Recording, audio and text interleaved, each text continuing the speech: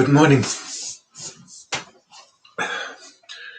So I'm going to continue reading another book by Vimala, as I want to do a little study of her, and I'm very touched by her writings. So this book is called Intensive Self-Education, and in the introduction it says that it's a compilation of talks that she had given over a period of 8 years. And it gives kind of an all overview of what it means to become prolific or in self-education. So not relying on outward authorities, which she is always emphasizing, or any outward authority of scripture, while she loved the Vedic scriptures. But to really be awake to oneself and to life, therefore. So anyway, this book is called Intensive Self-Education. And wait a second. And the person who put it together says, this book is a synthesis of talks published and unpublished given by Vimala in India and different parts of the world in the last 8 years. The talks have been edited and compiled with a view of presenting a complete picture of the process involved from self-education to self-realization, as Vimala sees it, so that the inquirer may get a clear understanding of what is involved before he sets out on his quest. With that in mind, we offer it to our readers and all inquirers. So, yes.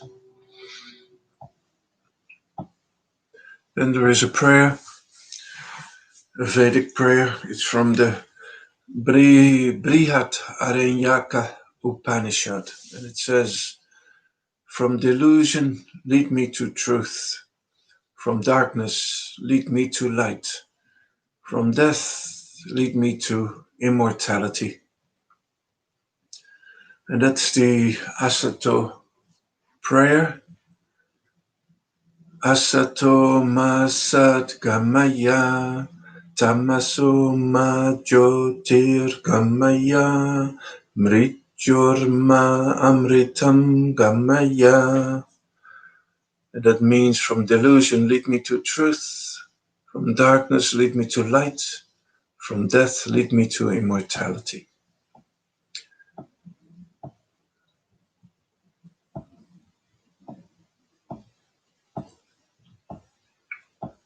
Okay.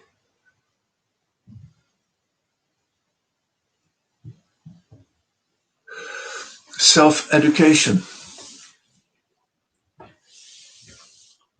In these communications, we will see what is meant by sadhana or self-education and what it means to become a spiritual inquirer.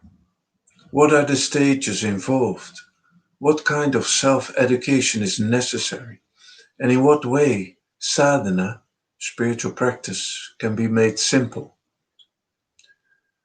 There's a way of life and an art of living which the rishis have spoken of for centuries in India.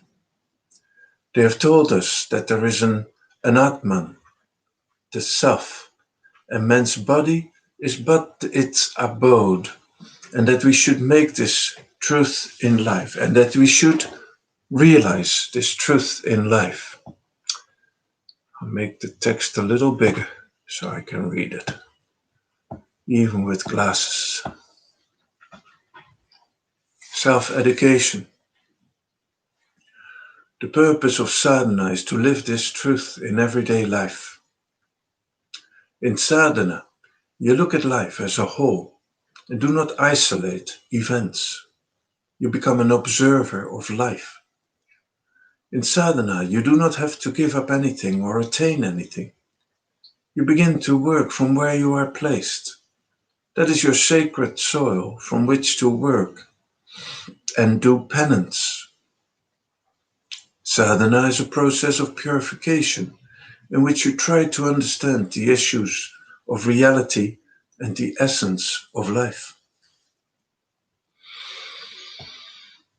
People are under an illusion that if you listen to talks, transformation will take place instantaneously, without equipping the body, without educating the sensual, the verbal, the mental levels of your being. Transformation is not of time. It is a happening that will happen, but in order to give oneself the opportunity that it may happen, we have to educate ourselves. We have to unlearn many things. Sadhana is unlearning the wrong ways, discarding the false, unlearning the incorrect, the unscientific ways of living. We don't have to learn to get something. There's nothing to get. But we have much to unlearn physically, verbally, and mentally. Spirituality is a science of life, and sadhana, or self education, is nothing else but unlearning the unscientific ways and educating oneself in the scientific ways of living. This is the reason for sadhana. This is what the Jivan Sadhak has to learn by himself, for which he doesn't need a guru or a teacher, but it is something he can do on his own without any risk or danger. Purification, order, and discipline.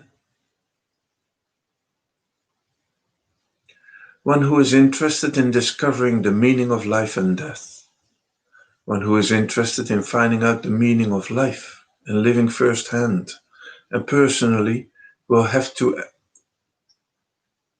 excuse me, one who is interested in discovering the meaning of life and death. One who is interested in finding out the meaning of life and living firsthand and personally will have to educate one's body, speech, and mind to behave in an orderly way. Disorder is to be eliminated from every level of being and every field of activity. Accuracy and precision are absolutely necessary for investigation and exploration of the science of life. They are the things one has to learn, and learning requires discipline. Purification, order, and discipline. In order to release oneself from the grip of the past, from the grip of the authority of the mind, one has to discipline one's life voluntarily, not with a sense of discipline or a sense of imposition, but with a clear understanding that disorder, unclean lives are not capable of any investigation and exploration in the non-verbal, invisible, intangible field of reality. The right kind of foundation has to be laid so that the investigation and exploration can take place. On the physical level, nutrition, exercise, sleep, clothing, all these aspects of life have to be gone into. We have to learn to behave cleanly, accurately, precisely, tidily. I cannot afford to believe that in the privacy of my room, of my wardrobe, of my suitcase, I can be casual and untidy and unclean. There is no privacy in life. You are exposed to the cosmos wherever you move. One cannot afford to think that one can eat anything at any time, in any way one likes, or be a victim to the lust of food, or cook one's food according to one's whims. The lust, or uncleanliness, and untidiness is going to affect every blood cell, every brain cell, and every fiber of your being.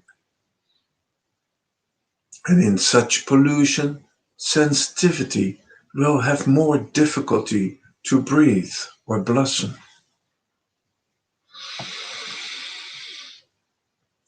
Discipline simplifies life, and that simplicity is absolutely necessary.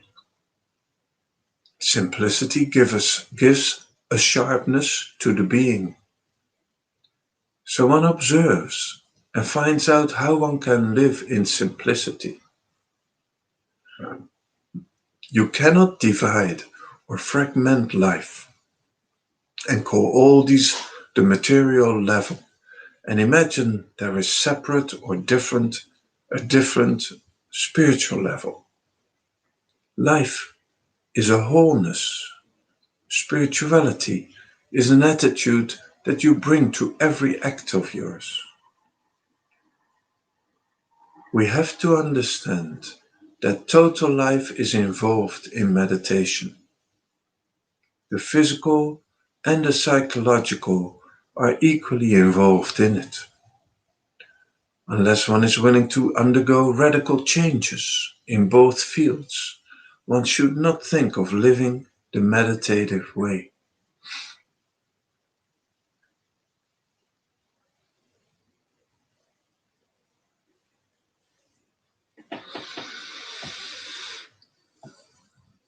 Next part, the physical level. Nutrition. One has to nourish the body on food that agrees with the body, which helps it to remain sensitive, supple, and sharp. Every sense organ can be in a state of attentiveness then, and intense alertness. Receptivity is not only a word, it's a state of being. If the physical organ is not helped with proper food, nutrition, sleep, and exercise, then the senses do not have the alert sensitivity to receive what the objects have to give unto you. The foundation has to be on the physical level. One can watch and examine and learn to keep the body supple and the senses vibrating with energy as we live. If one underfeeds the body by malnutrition or undernutrition, then we deprive the senses of vitality. If they are overfed, then again they lose their vigor and vitality. One has to keep this magnificently delicate and powerful instrument at our disposal, the physical body, in health and harmony. Correct diet implies right quality and quantity of food and frequency of intakes. Find out how many times a day you need to take meals, twice or thrice a day, and once decided, do not make any alterations. Purification, order, and discipline. The best time to eat is between sunrise and sunset because the energy to digest the food is more abundantly present. And if possible, water also should be avoided after sunset. Meals should be taken the same time every day, as it helps the secretions of the body to maintain a rhythm. Acquaintance with one's body is the first step. Friendship with the body is the second. You provide the needs of the body in a friendly way, but you do not pamper the body.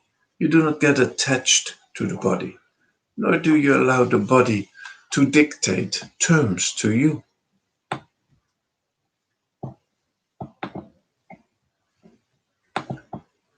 We lay the foundation through an orderliness, neither indulgence nor denial.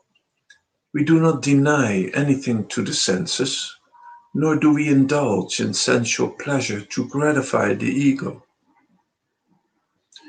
The ego always wants to escape from boredom, and it turns to some sensual or sexual pleasure.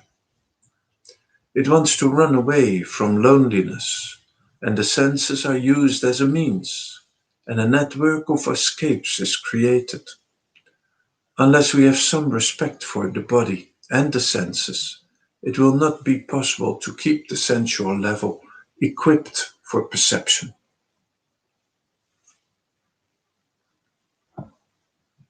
Sleep. A sadhak, a practitioner, has to find out how many hours of sleep the body requires. This will of course depend on his constitution.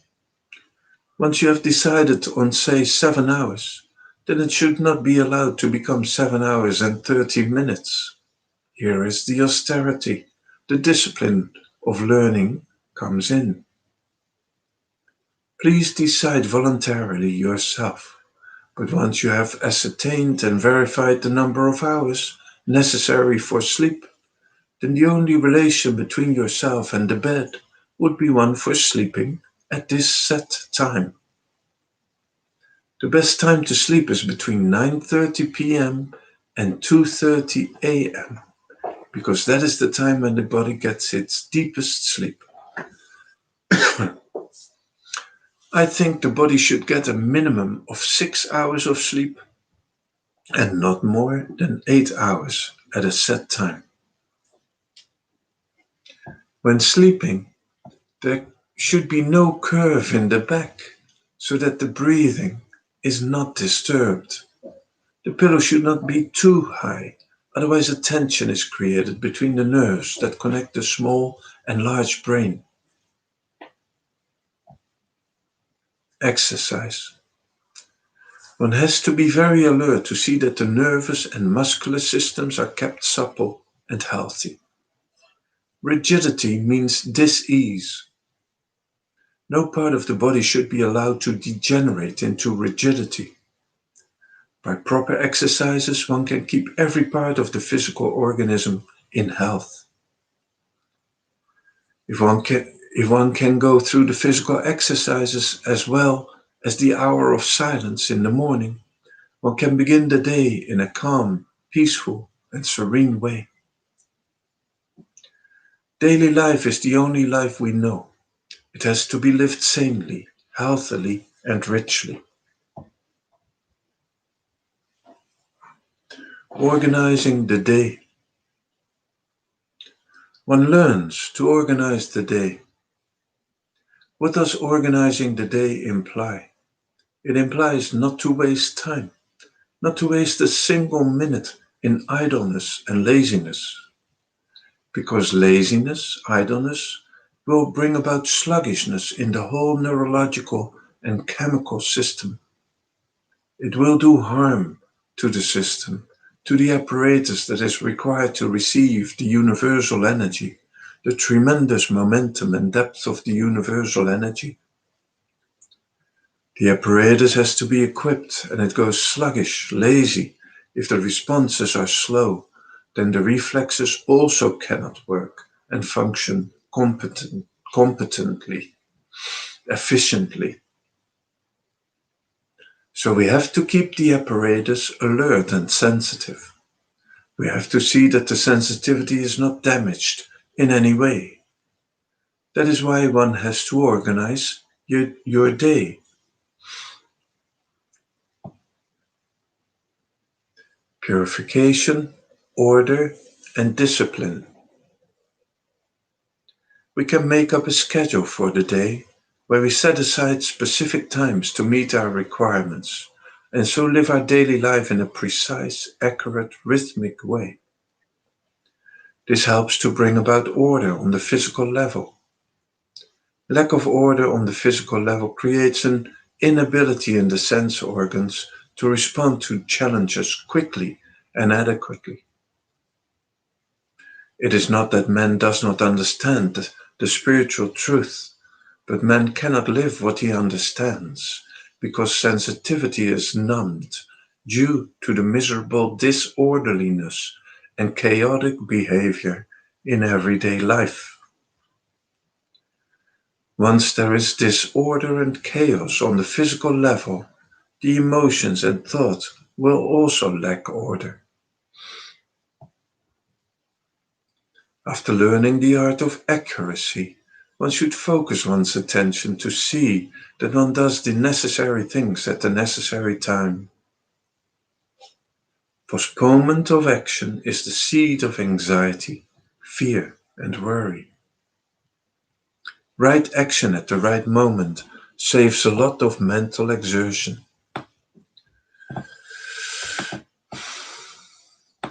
The habit of postponing physical action gets crystallized and distorts the perception. So the habit of postponing physical action gets crystallized and distorts the perception. The same habit becomes a psychological attitude, postponement of decisions, laziness in responses to situations, and other neurotic tendencies grow in the soil of postponements. Postponement in responses leaves a residue in the subconscious. The objective challenge degenerates into a subjective problem, creating tensions and conflicts. Meditation is meeting eternity in the present moment. It is resolving every problem as it comes. It is resolving every tension as it creeps in. It is facing the challenges of life in a non-fearful way. An inquiry begins with the physical, and from the physical proceeds to verbal cleanliness.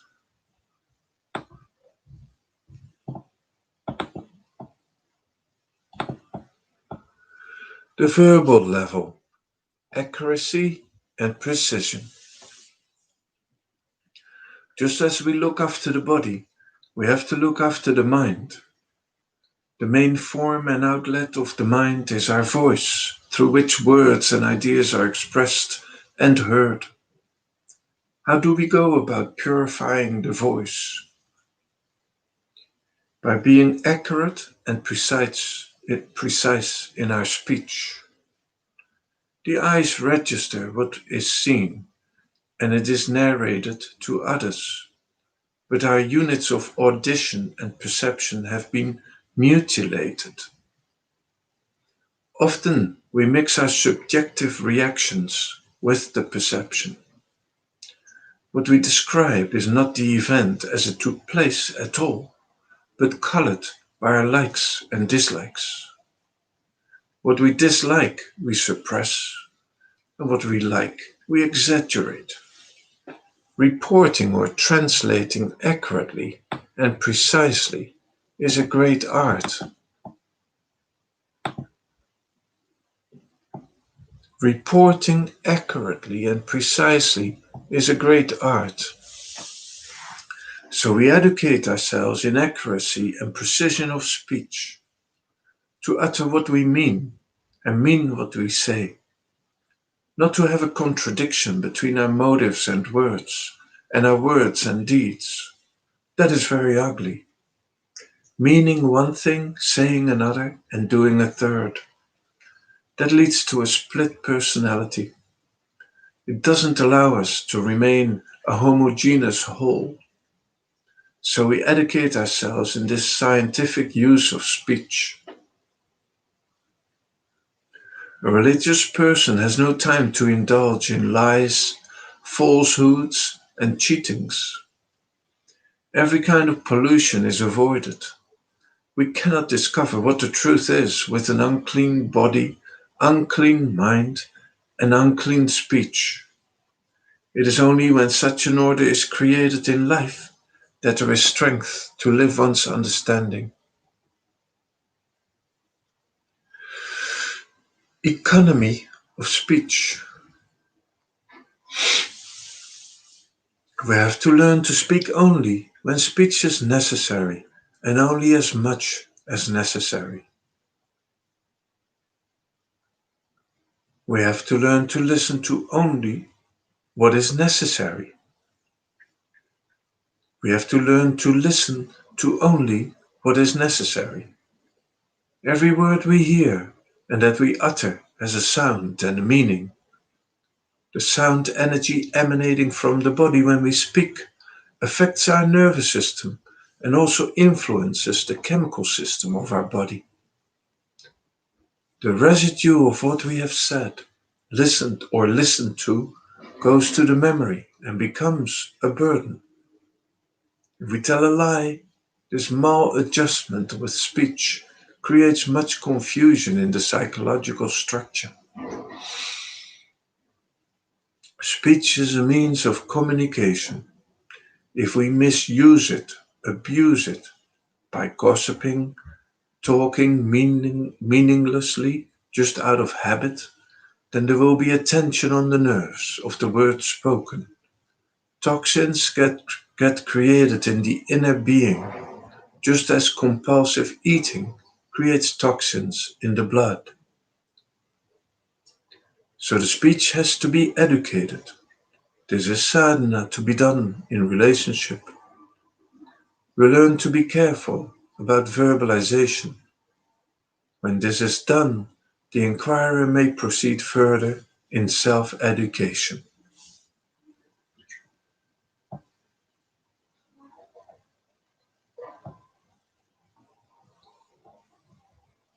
On the emotional level, acceptance of the past. The process of purification is obviously the process of self-education, and education requires immense patience. A spiritual inquirer who is going to bring about on the physical and mental levels. Ah, a spiritual inquirer who is going to bring about order on the physical and mental levels and purify the different layers of his being requires immense patience with his or her past. You are the educator and you are the person being educated. So one has to have patience with oneself and patience with the past. When does patience come about? Is it not that patience easily and naturally gets stimulated when there is acceptance? When I accept myself as I am and have no grudge against myself for being what I am, then there will be patience. If I am comparing myself with others, then the very process of comparison will contaminate or poison the source of patience. So the first thing is, I accept the past completely. My past contained in the body, my past contained in the habit patterns functioning through the mental movement. I accept the total past with all the distortions, perversions, excellences, strong points, beautiful aspects. Generally, we accept some parts of the past and we don't accept others. If there are some good points, habits in the upbringing, then I'm glad. And if there are habits and tendencies not valued by society, I have a grudge towards them.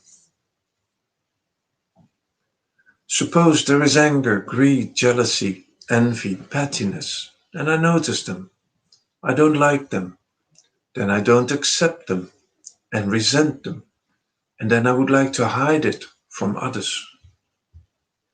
But the past is the past. There should be an objectification of the past. The totality has to be accepted without attachment or resentment. This is the approach of an inquirer, and it will make one humble.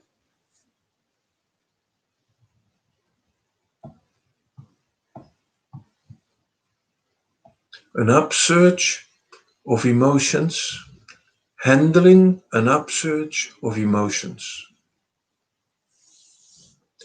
As an inquirer, learning or wishing to learn, observation. As an inquirer, learning or wishing to learn, observation, you will see the emotions like anger, fear, jealousy coming up. You will observe how anger attacks the cerebral organ, how fear hits first the pit of the stomach. In the beginning, when you see such emotions, such imbalances coming up, and you know what they are going to do to you, it may be difficult for observation to take place. At such times, when it is difficult, you may stop and say, I'm not going to observe now, as I see some difficult obstruction. You may walk a few steps in your room or take a long walk until it subsides. Sentiments, feelings, emotions have no permanence.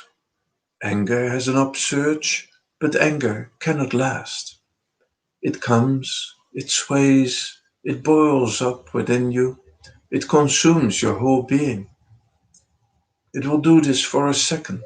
For a moment it plays havoc in you, but it cannot sustain itself, and then it will subside.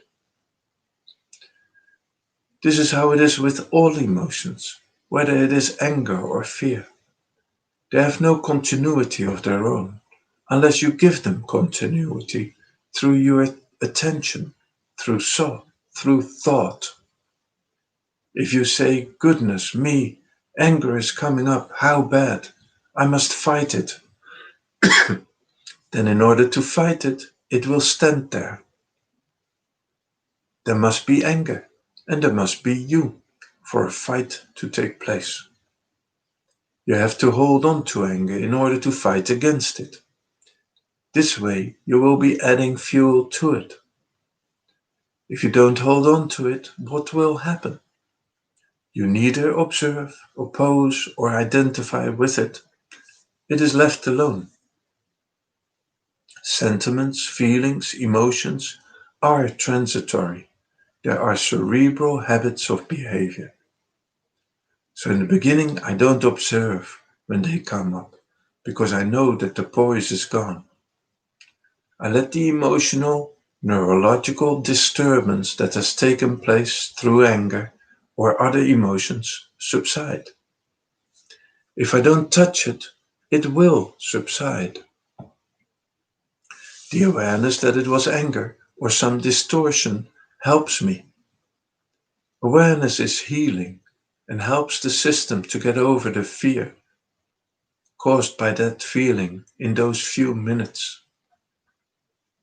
After the anger has subsided, I will come back and sit in observation again. This way, the inquirer educates himself to bring order in his emotional life.